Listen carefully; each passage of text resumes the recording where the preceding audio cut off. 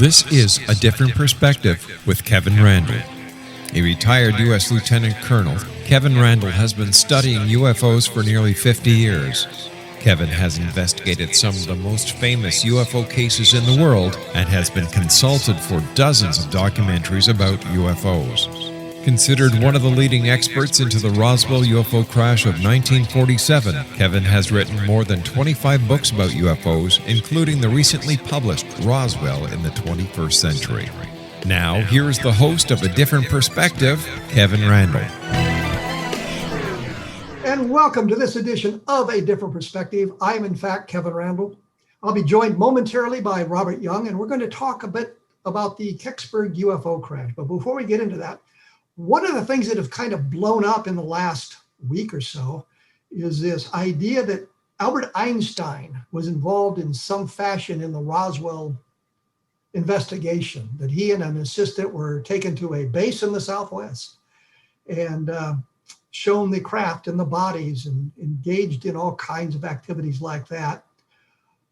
A number of us have been trying to pin that down a little bit better. We found that Len Stringfield had reported this in 1994, and I've posted to my blog the entirety of what Len had found, and it's slightly in conflict with what's been said lately about this. There's also a posting on my blog where I discuss the problems with the security clearances. If we concede Roswell was extraterrestrial, then we must also concede that it would have been highly classified. And Einstein probably would have had security clearances of sufficient magnitude to allow him to visit. But his assistant that he took with him, who said she had a security clearance as well, but we don't know the level of the clearance, so we don't know what that means. And she suggested in her interview things that would have excluded her from being involved in depth. Has been looked at in depth, as I say, and there are some red flags there. And there's a posting analyzing this on my blog as well. And I know there's others looking in other aspects of it. Was Einstein in Roswell in July of 1947, although she said originally it was a base in the desert Southwest, which encompasses a great deal of territory. So it may not have been Roswell that they allegedly went to. But there are some real problems with the story, and there's any number of us looking at it, and there's been some interest in the internet about it in the last week or so. So if you get a chance and you're interested in this, just type Einstein and Roswell or something like that into your search engine, and you'll come up with the stories. I think Anthony Magalia broke the story on the 1st of October. Of course, Len Stringfield had done it before. I think Don Ecker in UFO Magazine did something about it. I talked to Don about it, but he was not feeling well. He had just had surgery and wasn't aware where it might have been in the UFO Magazine.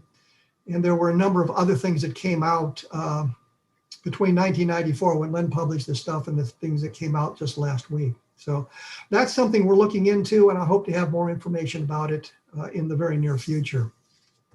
Like I said, I'm going to be joined by Robert Young, Bob Young, who is a lifelong amateur astronomer who was a planetarium educator at the State Museum of Pennsylvania Planetarium for 29 years before his retirement. I think I might have stayed in that job forever. It sounds like a fun one. He is active with the Astronomical Society of Harrisburg, Pennsylvania, Naylor Observatory, where he has taught public adult observational astronomy course for more than 40 years.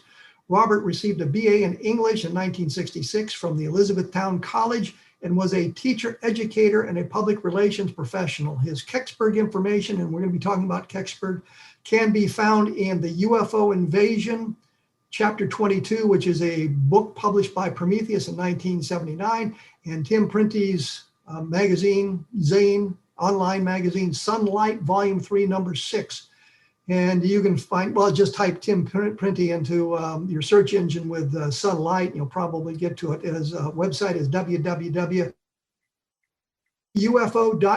all lowercase. Robert Young, Bob, welcome to A Different Perspective.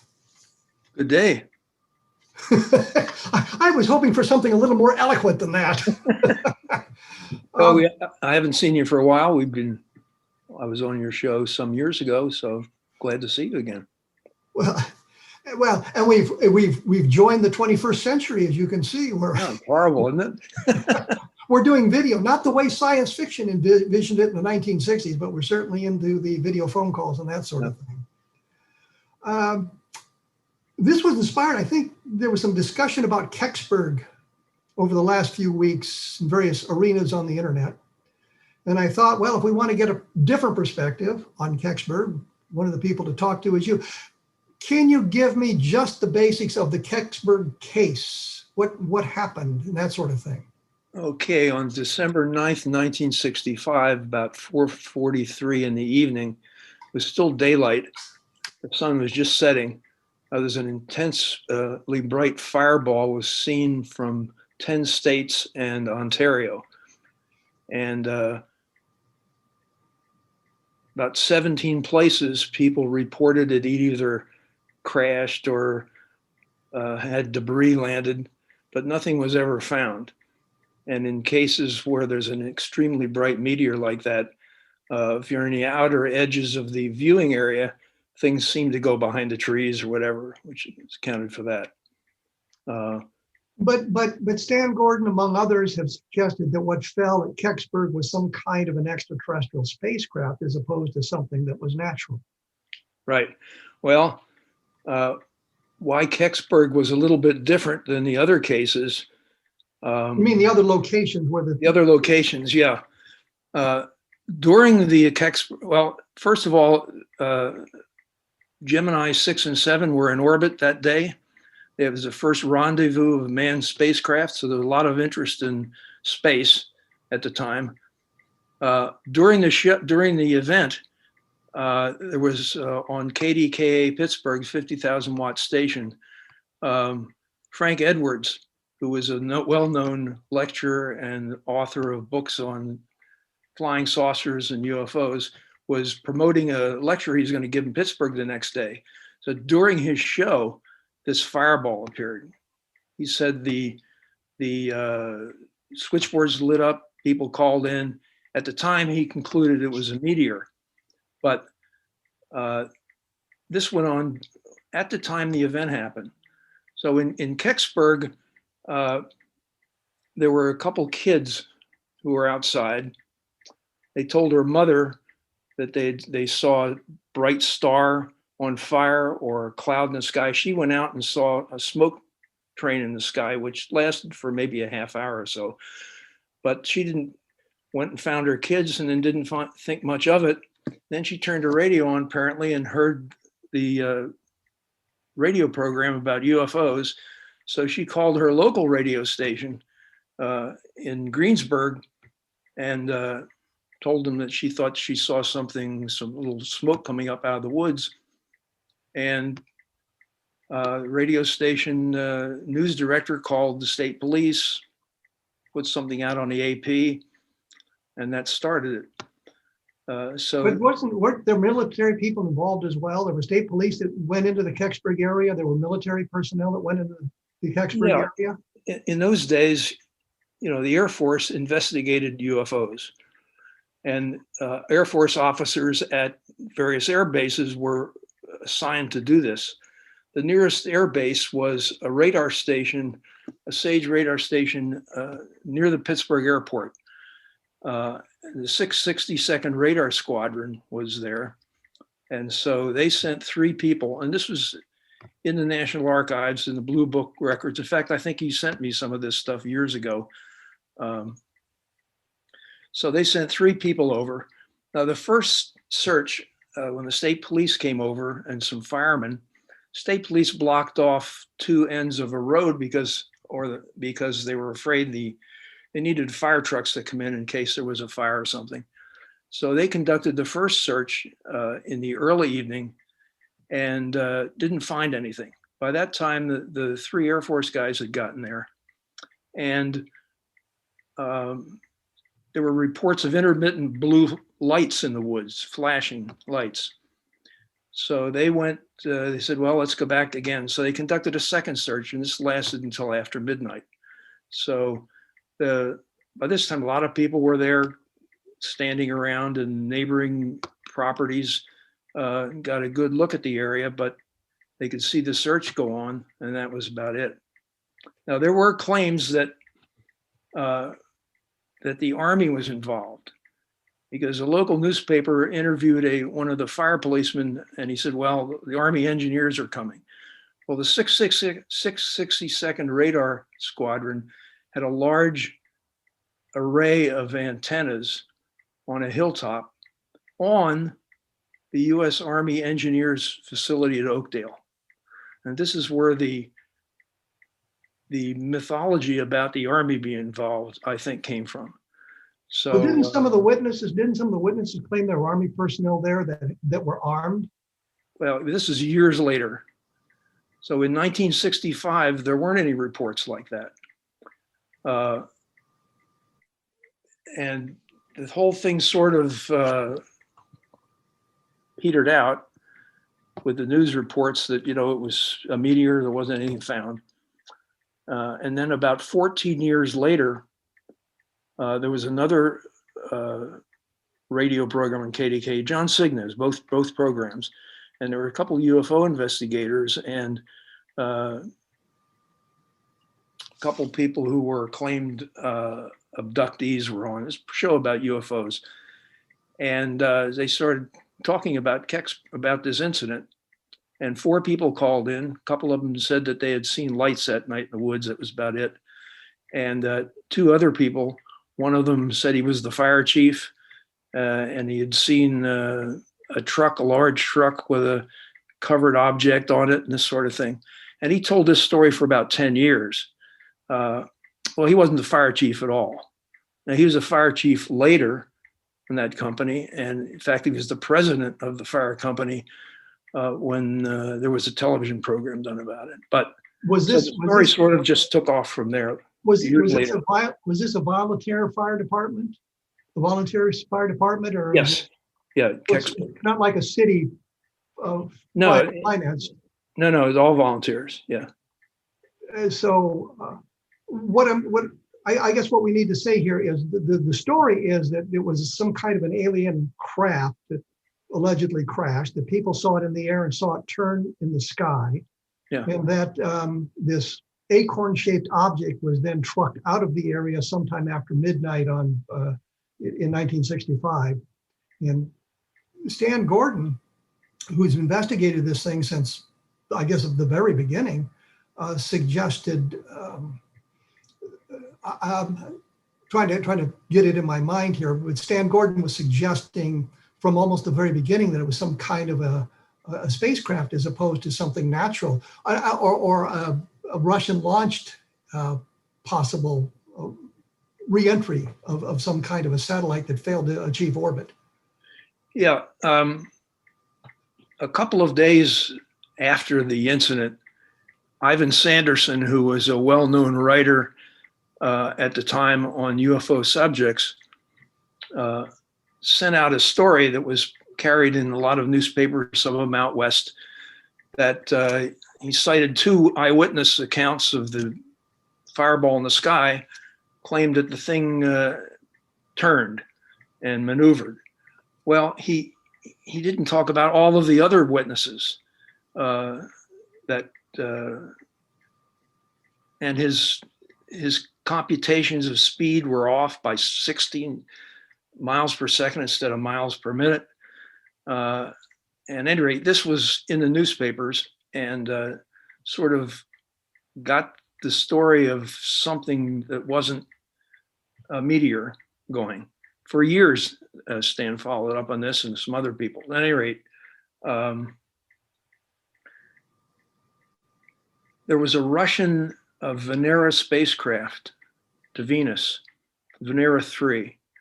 It was also known as Cosmos 96, which had been launched almost 2 weeks before, but it failed to get out of parking orbit. Apparently the rocket exploded or something.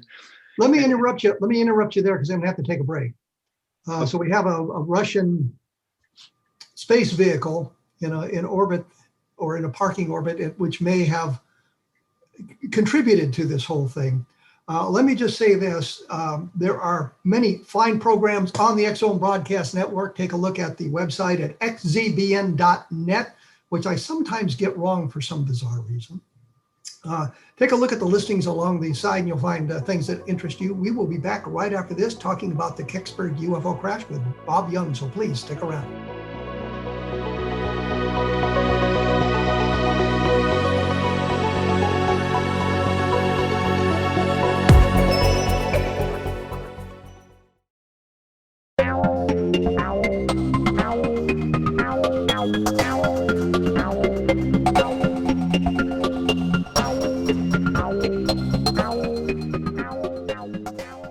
And I am back with Robert Young. We're talking about the Kecksburg UFO crash, and you'll notice that neither of us are wearing masks, but we are social distancing. He's in a whole different state than I am. I happen to be in a state of confusion, and I think he may be too. I don't know. But anyhow, we're separated, we're distance. We're doing our distancing properly, maintaining our distance. When we went away, we were talking about the Cosmos 96 vehicle, which I guess was a space probe that was going to go to Venus but didn't make it. And there was some discussion that this might have been what fell or what they saw in the Kecksburg area. It's now up to you, Bob, to take it from there. Okay, well, Cosmos 96 re-entered about 13 hours earlier over central Canada. And so for years, this confused the issue.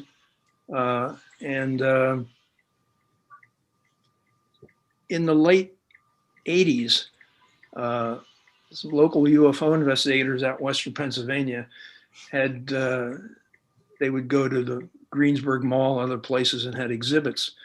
And they were displaying pictures of Cosmos 96, but these weren't actually photographs. These were drawings by a Soviet artist. It was a propaganda picture. And so they would just show this. So at one of these sessions, a guy comes out of the crowd. His name's James Romansky. And he said, well, I saw it. And he describes this acorn-shaped object, which is what the artist's conception was, with hieroglyphics around the outside, which in the Russian painting was, a propaganda message. And so Stan Gordon and some of the others think, well, maybe he knows maybe he saw something. So they asked him where it happened, and he described the location. And that was the same location that they thought that this recovery occurred. So they thought they had something there. The thing was, the location was all wrong. In 1965, the local newspaper had published the location as a half mile from Kecksburg. In fact, the actual search and events occurred a mile from Kecksburg in another farm. So in fact, some of the locals there used to tell me that's how they knew some of these witnesses weren't really there, because they were on the farm next door. But so that sort of got that story off for years. Romansky was an often quoted so-called witness. He said he saw the thing in the woods and everything. So that sort of got the folkloric part of the story going.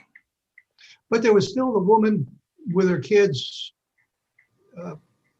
who initiated the phone call, said that there had been military personnel at her house, and these were armed military personnel. Have I got that right? That I don't know. I don't know about that account, but there were no accounts of armed people. Well, first of all, the state police were there. Well, and they would have been about armed. 25 state police from the Greensburg barracks were out there. But, but those stories like that of armed troops, of a vehicle and this sort of thing, none of those stories existed in 1965. They were never published. There was reporters from different newspapers out there, even television stations, radio stations. None of that stuff was reported in 1965. Only many years later, these details involving armed troops, convoys of machine gun armed jeeps and all this kind of stuff. This stuff came up years later. But hasn't Stan Gordon and his team found other eyewitnesses, people who saw it in the sky, who saw it in the woods and that sort of thing? I mean, it's not just this Romansky guy, it's a whole bunch of other people who have come forward who seem to be more credible than Romansky. Well, something did happen and that night, and there are many people who saw it in the sky, and people were over during the search and things. There were crowds there. There were photographs of crowds of people standing up in the hillside. And but I dug up accounts and talked to people. At one point, I had about 200 accounts of people and only a small group of people were telling the stories: armed military, armed convoys, actual object itself. The other people, all of their accounts could have been explained by the meteor, by the searches that night. There were 2 searches, went on until after midnight, and that sort of thing. So, and these unusual parts of the story, they all appeared years later. Well, what about the stories, the eyewitnesses who said the object turned? They saw it turn, physically turn, which would rule out a meteor, of course. Well, yeah, but this came from Ivan Sanderson's article about the thing changing direction. In fact, he ignored the fact that there were many witnesses. And what he did is he took witnesses in 2 locations and he assumed that the thing was there, not that they could see the fireball from hundreds of miles all around. That was where he got off the track. And it's interesting, I pointed this out once to a local newspaper there. And I said, well, no one's reported the object, the fireball in the sky, and then later the thing coming closer. Well, one of these small group of people, suddenly he saw it circled the town, according to him. So these stories just transmogrify as time goes on to match, the mythological story. But weren't there stories of debris falling in various locations in Pennsylvania? And I mean, there were contemporary newspaper articles where they talked about that. Yeah. And I don't think that anything was ever recovered where, I think in near Lapeer, Michigan, they found some radar chaff apparently.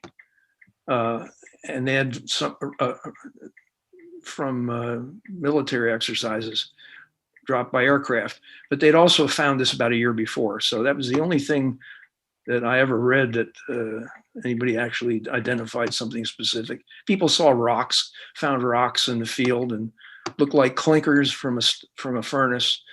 But they're typical for meteor reports where people think it disappeared right up beyond the trees when in fact it's hundreds of miles away. Well, if this was a bolide, wouldn't there have been debris, meteoric debris found at some point? Was there anything? There might have been. In fact, there was a search as Canadian astronomers did a research, but there was snow up in Ontario. They never found anything. But it came down very steeply over Lake Erie and disappeared just about at the southern shoreline of Ontario. Never found any debris. It's a different type of thing. If you're down in the Southwest in New Mexico or places, it's relatively easy to determine that some rock is different, and a lot of meteorites have been found on there. I can tell you in Pennsylvania, we have so many forests in the state that there have been very few meteor recoveries in Pennsylvania at all, just because of the type of terrain. Does a smoke train from a meteor, a smoke train from a meteor is a common occurrence, as I understand it, or maybe not all that common, but a known phenomenon. Do they persist as long as that? Well, you said 30 minutes. Do they persist? Well, they're way up. They're maybe 150,000 feet or higher up, miles up, and they'll persist sometimes for a half hour or more. With the upper atmospheric winds, they may change in their shape and things. I was going to say, wouldn't the winds aloft, wouldn't that create a smoke train that looks like it's the object that left it was turning and twisting around as it moved through the atmosphere? Would that be a perceptual problem? Well, it might be. Somebody might get the idea that it was moving when it's really the winds moving the train, but that's possible. Somebody would think that. Is the idea that this was meteoric in origin, is that well accepted in, I guess, the skeptical community, that there's nothing that they look at that would suggest to them that it's might be something else? I don't think in the skeptical community, no. It was a typical bright bolide meteor. And there was a scientific paper. There were two astronomers from Michigan, Vondel Chamberlain and David J. Krause, who they found two photographers in Michigan who had taken pictures of the train in the sky seconds after the meteor. And they used that to triangulate the location of the meteor, its apparent speed. And they published a paper in the Journal of the Royal Astronomical Society of Canada back in '67. And they showed that this object was coming in steeply over the lake. They projected its orbit back to between Mars and Jupiter, which is the asteroid belt where many bright meteors like this come from. And it was moving in prograde, which means almost everything in the solar system is rotating in one direction around the sun, except for a few comets and things that are going the other way. And so it was also in prograde motion. So didn't seem to be anything that unusual to them. Well, here's an interesting point. You said they found two photographers in Michigan who, I guess, independently photographed the smoke train. Yeah. That smoke train would have been, I was confused about how high it might have been, 50 or 60 miles into the atmosphere. Would that be correct? The end of the train was about 14 miles high. It ended 14 and it may have begun about 20 or 30 miles high. So it would have been visible over a wide area. Yes. If it was thick enough and dark enough against the sky for people to see it. What I'm thinking here is, and of course UFOs are usually much closer to the ground, but here we have an object photograph that is extremely rare, and we have two photographs from two separate independent sources. We never seem to get anything like that with UFOs. Interesting, isn't it? Yeah. This was, as a matter of fact, in the report of the University of Colorado project, which sort of ended the Project Blue Book, they actually mentioned this incident as an example of something that would potentially had millions of witnesses because of the large area covered where observers could be. So just pure luck that this thing was so high up and it was seen by so many people wide. Now, the other thing was the sun was setting, so it was bright sky. And this thing was brighter than the full moon. So it wasn't as if it was a nighttime meteor where everyone would have noticed the whole sky lighting up. Well, I want to point out here that the object was very, very high, and most of the UFO reports we get, they're not quite at that altitude. So the potential audience or the potential number of witnesses is much smaller. I just always struck that we never seem to have gotten a UFO photograph or a series of photographs taken from independent witnesses where we could triangulate, although that may be changing here. Everybody's got a camera now in their phone. Didn't have that in 1965. Absolutely, absolutely. But from what you're saying, and we'll get back to this in a minute because I'm about to run out of time here, but the idea that Kecksburg was something, I was going to say extraterrestrial, of course it was, but artificial, stems from Frank Edwards and Ivan T. Sanderson doing articles or talking about that in that environment, in that time frame, so that it kind of masked what had happened, which might have been seen more natural if we hadn't had those two entities in Yeah, the area at that time. Yeah, it was a media event from Yes. the very Well, beginning, let me interrupt here because we're going to have to take a break. So you've been listening to A Different Perspective on the X-Zone Broadcast Network, and we'll be back right after this, so please stick around.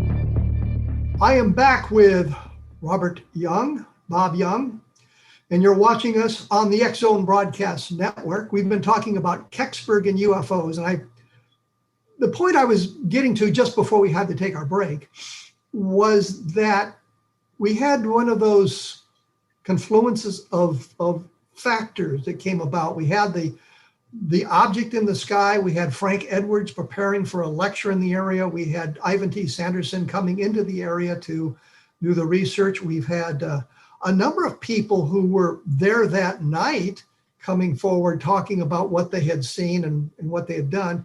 Granted, much of this happened, the witnesses coming forward happened much later and may have been influenced by the stories that they've been told. But are you, Robert Young, absolutely positive that what was seen was a natural phenomenon? I believe so, sure. Yeah, I am. Yeah. And you base that on the scientific research that was done showing that of the meteor train, photographs, the work, and there were many eyewitness accounts in 1965 that support this. Many people, one astronomer or geophysicist had interviewed people immediately after the event, and he had over 120 witnesses. South shore of Lake Erie, they saw the thing disappear at the horizon over the lake. There were pilots. Well, wait, let me interrupt here because I think you made an interesting point. This is geophysicist was far north of Kecksburg. No, and they saw it, and they saw the thing disappear even further to the north. Yeah. Is that correct? Yeah. He interviewed witnesses in the north the shore of the lake in northern Ohio. They saw the thing disappear to the north of the lake. There were about a couple dozen reports the FAA had received from pilots, so they knew the time. There was also a seismograph at the Ypsilanti, the University of Michigan, which recorded the sonic boom, so they know the location that happened. Interestingly, there was a pilot in Erie, who reported it disappeared at the horizon to the west over the lake. In fact, the 662nd Radar Squadron sent 3 guys up to Erie to interview him about that. The UFO proponents never mentioned this at all, because it doesn't match their story that they want to. Well, you mentioned a sonic boom. Are sonic booms something that are common to bolides? There might be, but they're not as, they wouldn't be heard hundreds of miles away.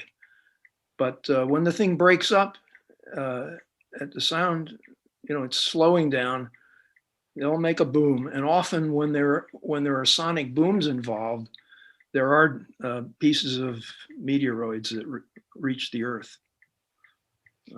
Well, I'm wondering now, I know that Leslie Kean did a big investigation of this a number of years ago, working with Stan Gordon and talking to people at NASA, and concluded that this was something that was covered up by whomever covers these things up, by the military or the government in some fashion.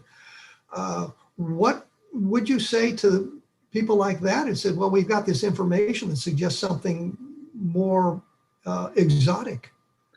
Well, I remember that television, basically she was, she like billed herself as an independent as a journalist, but she was basically promoting this television program. And she had a press conference, and they talked about these Freedom of Information Act requests they had sent to NASA, to the Army, and this sort of thing. And they didn't get the results they wanted. Well, then they sent another request to the Army, and because the Army said, we don't have anything, there was got to be a cover-up because we know they were there. What's the one organization that they never said that they sent a Freedom of Information request to? The U.S. Air Force. It would all have been in the National Archives and the Blue Book records, the phone calls, the whole story.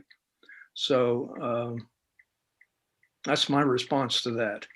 I've combed through the Project Blue Book file. Yeah. I've seen the newspaper clippings from that time frame. I've talked to Stan Gordon and that sort of thing.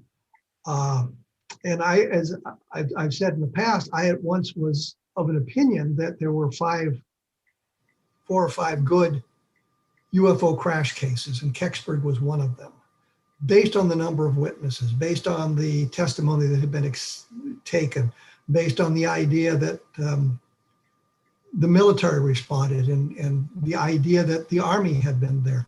Obviously, the state police were there. It seemed to be a solid case based on that and based on the eyewitness testimony. You mentioned one eyewitness to the object, Romansky, I think it was. Weren't there others who claimed to have seen the object in the woods? There were a couple others, yeah, but not a large number. And all of these people who claimed that they saw either the object in the woods or military convoys or armed troops, there were also many other witnesses who were at the same place, the same time. They said they didn't see anything. So there's, when it comes to witnesses, you can throw them all up. But in 1965, people weren't reporting that kind of stuff. That's the only thing. Have you combed through the newspaper articles? I mean, I understand that newspaper reports, especially right after an event happens, are sometimes badly inaccurate because they're gathering the information at that moment, and sometimes things get confused. But have you been through enough of the newspapers to see if there's any mention of that sort of thing? I mean, we know the state police was there. We know that these at least three guys from Air Force personnel were there. Anything to suggest, other than what Ivan Sanderson said, I think, that there were armed military personnel there? No, I've never found anything in a newspaper from the old newspapers from 65. Nope. So when they do the roundups in the newspapers, sometimes later on, these elements then appear in the stories. I've never seen anything.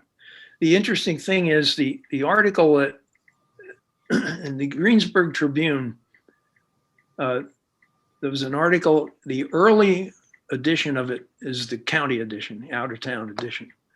And it mentioned the first, Army coming, they interviewed a fire policeman, whatever. But in the later city edition, after the search had been conducted, they said nothing was found. And then 2 days later, there was an editorial in the paper that said their staff had investigated and this sort of thing, concluded that, it was a meteor, nothing fell. And there were some bright lights there that they thought were just people taking pictures, and which is another part of the thing. They did the search, the first search, and then by the Army people or the Air Force people came, and by that time they had reports of flashing blue lights in the woods. So they said, well, we better go back a second time. So the Air Force guys and state police went back later, and they finished up after midnight. Well, what actually happened is there were some local teenagers were running through the woods flashing a camera strobe. I obtained a long signed statement from one of the participants that explains that.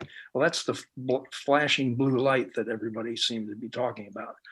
But other than that, in 1965, I never found any accounts of anything beyond a couple Air Force people and people saying that the Army 662nd Radar Squadron was there. Well, we know that wasn't Army. Well, here's my big revelation then. Well, Don Schmidt and I were doing the Roswell investigation. Early on in the Roswell investigation, we talked to a college professor, and I think there may have been one or two students around, or it was his wife or somebody, and he was interested in UFOs, heard the story on the radio, and went to Kecksburg that very night. Arrived about 4 o'clock in the morning, said the town was dead.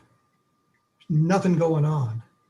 Everything had been cleared out. And you would think that there would still be something going on if it had been that sort of a event where they were bringing in a convoy and moving things out with a truck and that sort of thing. You'd think that it would have been something around for them to have seen. And once I had heard that and looked at other things involved with Kecksburg, I just began to wonder just how accurate the information was. I mean, we need to look at the contemporary accounts as opposed to the things said later, unless they are corroborated by the contemporary accounts. And I think too often we miss that sort of thing when we're doing those investigations. We're going to have to take a break here in a few moments, but I'm going to set up the last segment here then. You've investigated any number of UFO sightings, I imagine. You've done this more than one time? Over the years, yeah, but none as extensively of Kecksburg.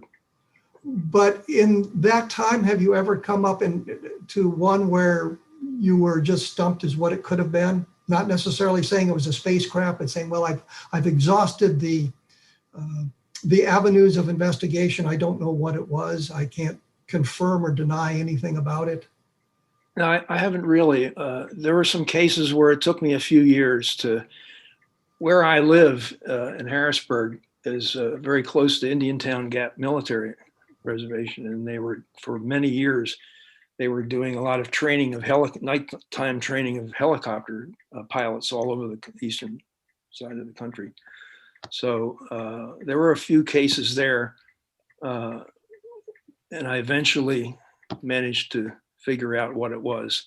I was in the National Guard artillery out there, and so I would call out the base and tell them I was from the Planetarium State Museum, and eventually sort of figure out it's flares or something. But, eventually I think that I pretty much figured out what most things were. There's always the case where somebody sees a light or something. There's not enough information to really judge anymore, The classic example of insufficient data for a scientific analysis. Exactly, yeah. And I've said that for a long time, that if you get up at 3 o'clock in the morning and you see a light crossing the sky, and it's really some private pilot with his landing lights on, but he hasn't filed a flight plan. He's just up there flying around for fun of it. The wind's blowing the wrong direction, so you hear nothing from the engine noise. Okay, you've got an anomalous light crossing the sky under intelligence control, but you can't really define exactly what it was because there's simply not enough information. Yeah. And I also had to kind of smile when you talked about the helicopter night training, because when I was we did our helicopter night training around Fort Walker, Alabama. So I imagine there was an awful lot of UFO sightings around there at that time as well, as we were learning the ropes of flying helicopters in the dark. That sort of thing. But you've never come up with one that really puzzled you, that you didn't come up with some sort of an explanation? No, I can say that. There's a lot of, as I said, a lot of UFO reports came in, and there just wasn't enough stuff to get a handle on anything, but I haven't found anything that really puzzled me. So you're kind of I was going to say non-believer, but it's more skeptical of the idea that we're being visited. There's nothing there that really excites you about that idea? That's right. Yeah. But it's an exciting idea. But I don't think that the things that we call UFOs are really anything extraordinary. There's just a lot of stuff up there that you see. And also you have the human factor too. People see, they misinterpret, they see what they would like to see or what they think they ought to be seeing. And so it's the human factor is the big thing about UFOs, I think. Well, let me take a break here, like I promised to do just moments ago. And when we come back, I'm going to ask you about what it would take what kind of a sighting you would like to see, what kind of information you'd like to see to lead us into the extraterrestrial. I mean, what sort of evidence would you be looking for in that respect? So you are watching A Different Perspective on the X-Zone Broadcast Network. We'll be back right after this, so stick around.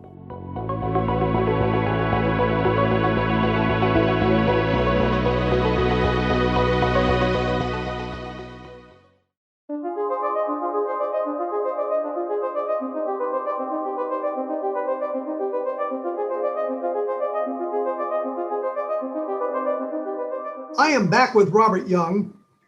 When we went away, I was posing a question to him about what sort of evidence he would like to see. When I look at a case, I'm looking for multiple chains of evidence. I'm looking for eyewitness testimony.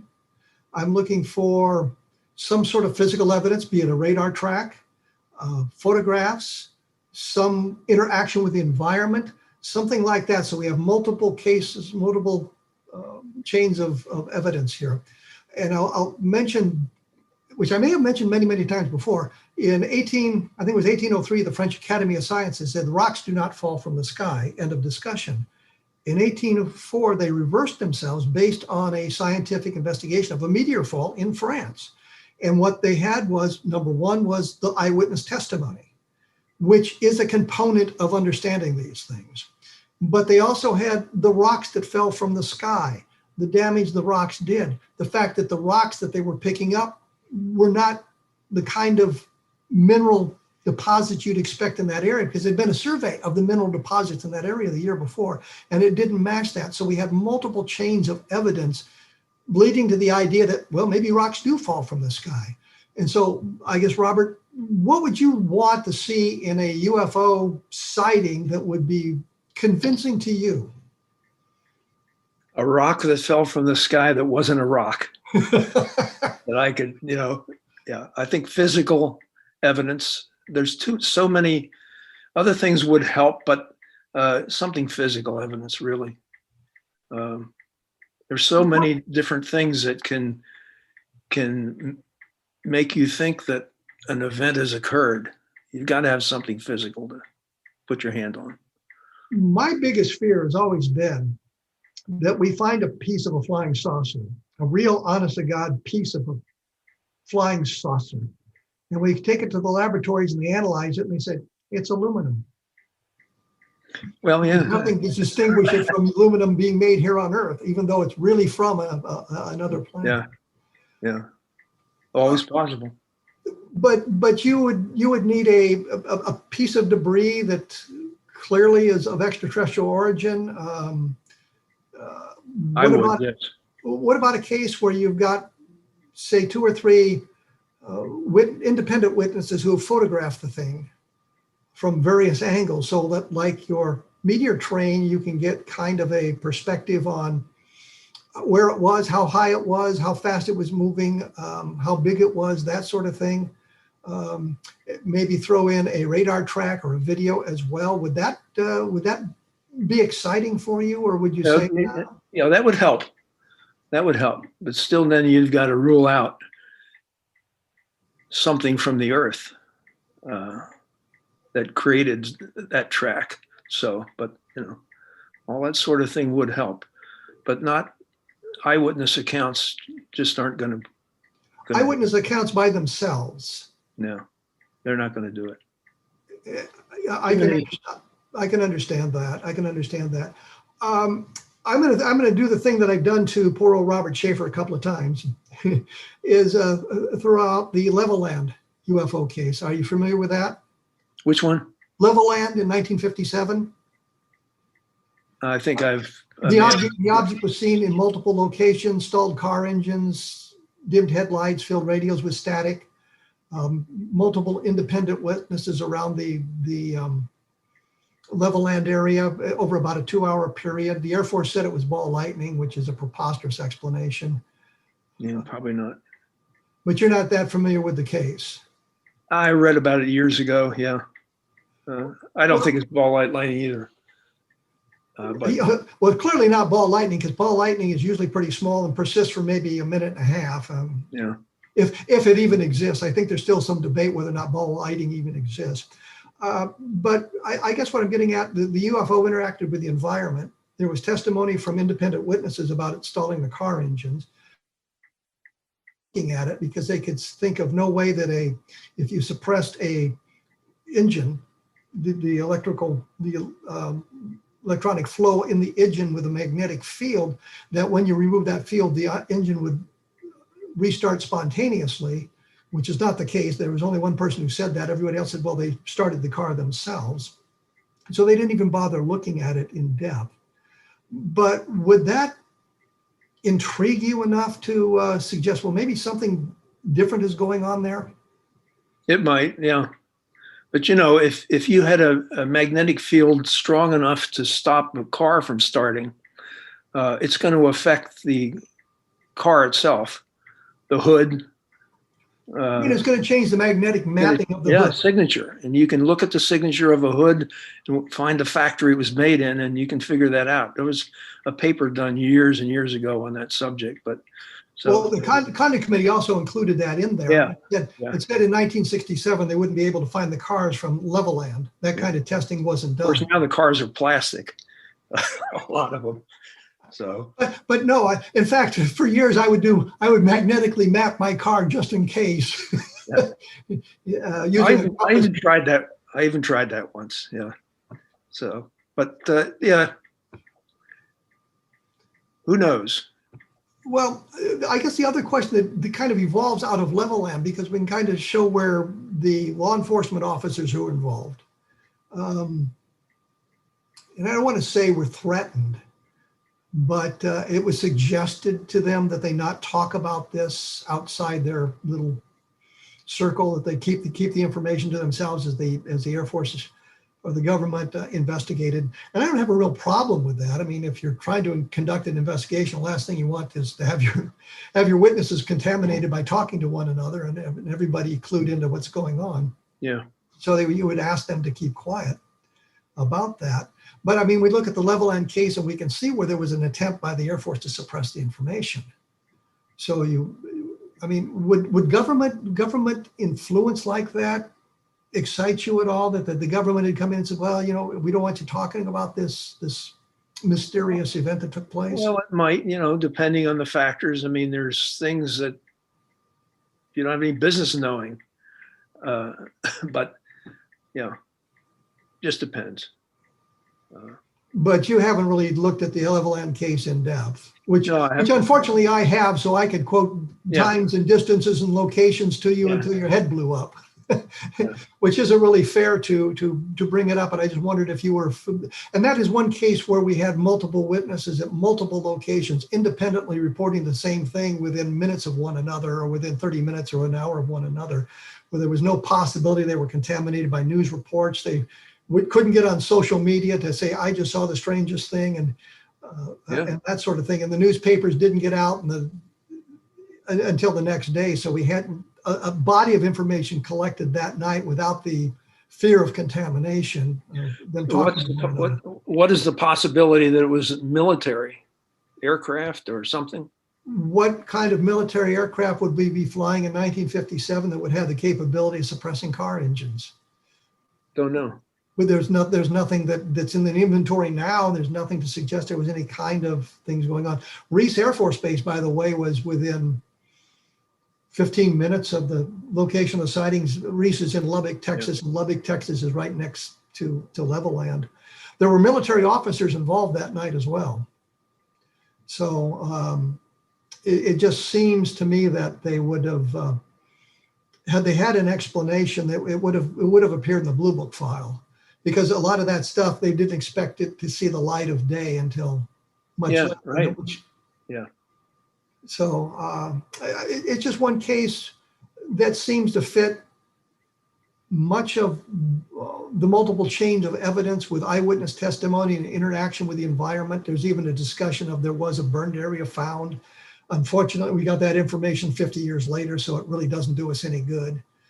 So I just wondered what your reaction would be to something like that, as opposed to being a debunker, just a skeptic looking at this stuff. Well, it'd be something to look at, Well, I think we've about covered it. I was going to mention, and I have not done so. Well, I did mention that, I guess, that the book that your information about Kecksburg is The UFO Invasion. You're in chapter 22, Ode Solved Mysteries, the Kecksburg Incident. And that's from Prometheus Books, published in 1979. And Tim Printy's zine, Sunlight, and that's Sunlite, Sunlight, volume 3, number 6, for his articles on Kecksburg. And you can get his point of view. For those of you interested, the other point of view, of course, there's Stan Gordon's website, and just type Stan Gordon into your search engine, you'll get a lot of information from his point of view. And Leslie Keene, I think, talks about it in her book about UFOs and that sort of thing. So you can get a good perspective, I guess, on both sides of that. Thank you so much for taking your time, Robert. Appreciate you hanging around. And I enjoyed it. We'll have to do it again. Okay. All right. Thank you very much. I did want to say before we go away here that my book, UFOs in the Deep State, was published not all that long ago. We're getting some good reviews on it. And I think the important point is the Deep State has entered the mainstream media recently, talking about it. Now, they're not talking about UFOs in the Deep State. They're talking about what is the Deep State and how is it influencing the news. And of course, in UFOs in the Deep State, I'm talking about the Deep State and how it influences the investigation or influenced the investigation of UFOs. But there's also a brief history of what the Deep State was, what this Deep State is. And this is the idea that, yes, we have elected officials. We have an executive branch of elected officials. We have a legislative branch of elected officials. But the members of the Deep State, and while those people elected can be members of the Deep State, it is really the bureaucracy that survives from administration to administration that kind of controls this stuff. And you take a look at who is now in the Biden administration, you see the same names appearing in the Obama administration, and some of them even in the Trump administration. Or you go back far enough, you can see them in the Clinton administration and the George W. Bush administrations. These people have been around forever. They're in the highest levels of the bureaucracy in the State Department, the Department of Defense, and you have to remember the Department of Defense is controlled by the civilian side of the House. So you can see that there's sort of a possibility of this Deep State kind of controlling things. And when you get down to the bottom of what would be the purpose of them controlling the UFO information, and it's merely to retain power. Everything is about retaining power. And that's where we look at it in the Deep State there. The book is available at Amazon.com. Of course, you can take a look. If you've liked the book, give us a nice rating. If you don't like the book, give us a bad rating. But take a look at the book. I think you'll find some things that are interesting to you there. I also wanted to mention that another interesting case that I didn't talk to Bob about would be the Socorro case, Lonnie Zamora, 1964. And as always, I've done a book about that. I begin to think in the books in my city trilogy with Levelland, with Socorro now, and Roswell. But taking a look at all of that stuff gives you an idea of some of the things that have gone on in the background of the UFO research. I think it's important to take a look at that. Was Lonnie Zamora forced to keep information secret? Well, yeah, they told him not to reveal that he had seen the creatures, but that was to protect him from ridicule, which didn't work because the information got out. But also they didn't want him to reveal what the symbol on the side of the craft looked like. And they wanted to do that so that if others came forward and said, well, I saw the same thing, if they couldn't reproduce the symbol the way Lonnie Zamora had seen it, then they would know that their sighting was probably less than accurate.